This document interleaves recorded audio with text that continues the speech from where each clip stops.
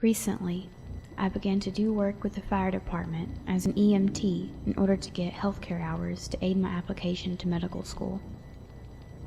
Within the first 2 weeks, we got called out to our first fire response. Responding to a fire when working under the supervision of firefighters is about as good as it gets in our eyes.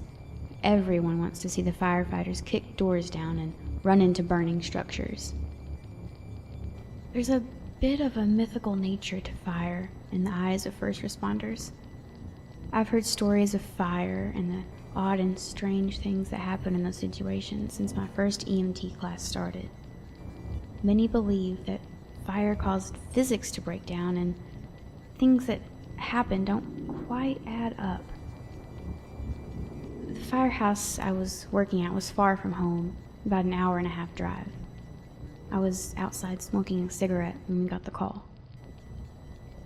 A woman had called to report smoke rising in the desert just off a hiking trail in the mountains right outside of town. Where we live, the fire warning is literally at high all year round. I've never seen it drop. Brush fires in the desert, like forest fires, can be minor one second and be thousands of acres the next. Apparently, the call had been marked as a fire and possible SMI. SMI stands for severe mental illness. There wasn't a description for why it was labeled SMI, but that's why we were called out. SMI individuals are not capable legally of refusing transport to the hospital, so we have to take them. The fire and call had reportedly been marked at a trail in the mountain. After a little hiking, we finally got to the spot where we believed the call originated from. Dispatch had attempted to regain contact with the caller as we approached the scene, but was unable to. The closer we got, the stronger I could smell the stench of charred wood, but we didn't see any smoke. This is unusual because fires big enough to generate that smell are almost always too big to go out on their own.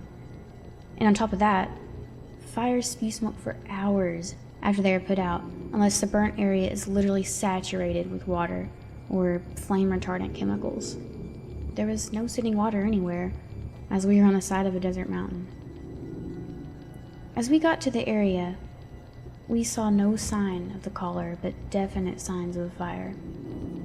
As we approached a flat area, we saw a large circle with a diameter probably 15 to 20 feet. It was surrounded on all sides by large pine trees. All the trees were scorched and burnt on the sides facing the circle, but had no burn marks on the other side. The ground in the center was vastly different than the rest of the soil outside of it. Because of the lack of rain, the ground is very hard and cracked, but the dirt in the center of the circle was almost like a fine powder resembling sand. At the center of this was a dead boar. Usually these animals have an unholy stench you can smell for hundreds of feet, but this one had no noticeable smell. As we got closer, we noticed how high the burn marks went up on the trees. These trees were probably 60 feet high, and the scorch marks went up most of the way. I recall a firefighter making a comment about how a fire that high should have generated enough heat to incinerate the dry pines. We all knew this didn't make any sense because of the way the trees were burned. The fire must have originated from something in the center of the circle, but there was literally nothing in the center other than the dirt and unburnt pig. A firefighter got closer to the boar and put a foot on it to roll it over. As soon as he touched it, we noticed how swollen the body was, full of decomposing gases. It had obviously been dead for some time. Its feet and part of its legs were so badly burnt that black skin was beginning to peel away to reveal charred bone underneath. The rest of the body was unscorched. As he moved the corpse a little more, we noticed a wig peeking out beneath it. We froze, and a tingling fear washed over us. A couple firemen and the other paramedic broke away from the group and began to talk quietly with each other. As I walked closer to get a better look, I could see what made the firefighters so concerned. This was not a wig, but a detached scalp. This was someone's hair. It was so long, and it was golden brown in color. But there was more. There was a lower half of a jaw. We watched as the firefighters surveyed the surrounding area for signs of people or fire, and when they didn't see any, we got the okay to leave. Back at the firehouse, a couple days later on my shift, I walked into a conversation a paramedic was having with someone else about the hair we had found.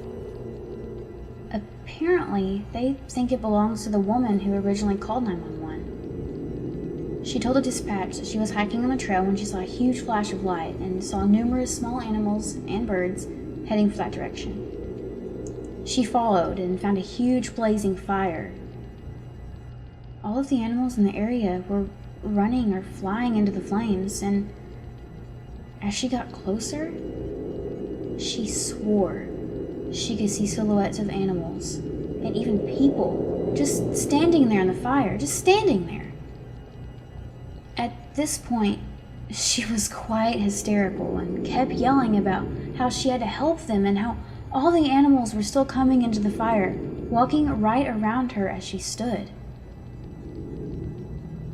Then she began to yell about all the children and how they shouldn't have to see these things.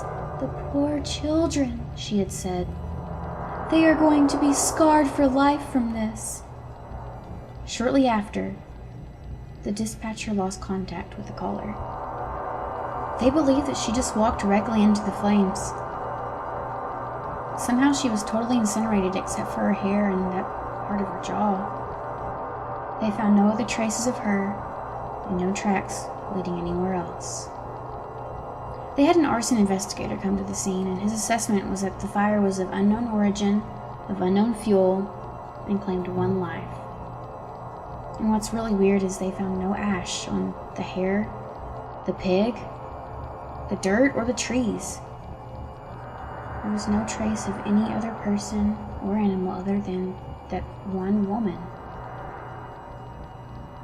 Her death was ruled accidental due to fire, but they didn't have a body to examine.